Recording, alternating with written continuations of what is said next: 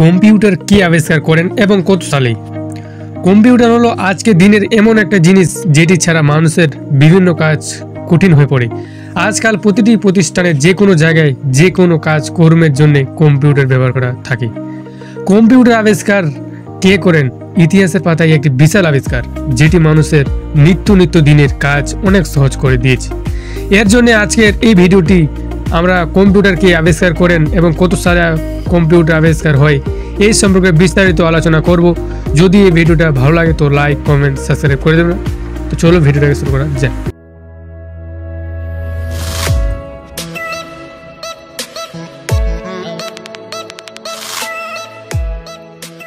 Charles babies নামক একজন English mathematics computer আবিষ্কার করেন।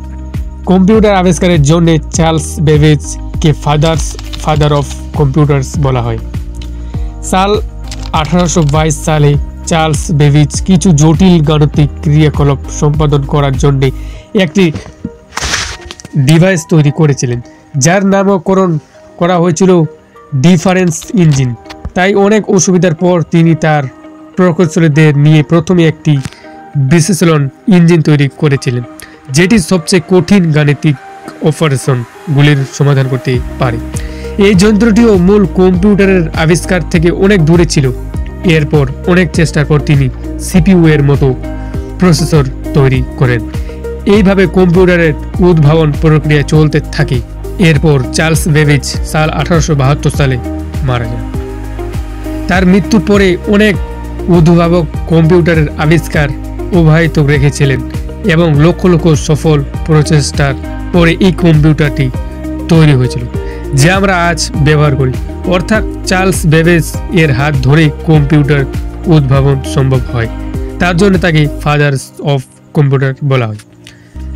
আর আধুনিক কম্পিউটারের কথা একটু কিছু বলে নিই। আধুনিক কম্পিউটার কি আবিষ্কার করেছিল? আধুনিক কম্পিউটার বিশ্বের প্রথম ইলেকট্রনিক ডিজিটাল কম্পিউটার সাল 1930 সালে আমেরিকান উদ্ভাবক এবং পর্তুগিজ দ্বারা পরিবর্তন করা হয়েছিল, যার নাম ছিল ABC। এর ফুল ফর্ম হলো অ্যাটান্ডা সফট বেরি কম্পিউটার। এই কম্পিউটারের উদ্ভাবন হয়েছিল স্টেজ কলেজে, যা এখন স্টেজ ইউনিভার্সিটি নামে পরিচিত হয়। আধুনিক কম্পিউটার এর জনক হলেন জন ভন নিউম্যান। আশা করি আজকের এই ইনফরমেশন থেকে কম্পিউটার কে আবিষ্কার করেন এই সম্পর্কে বিস্তারিত জানতে পেরেছেন। যদি কম্পিউটার সম্পর্কে আরও কিছু জানার থাকে তাহলে আপনি আমার কমেন্টে বলতে পারেন। আর এই যদি ভিডিওটা যদি ভালো লাগে তো লাইক কমেন্ট সাবস্ক্রাইব করে দেবেন। আবার দেখা হবে নেক্সট ভিডিও।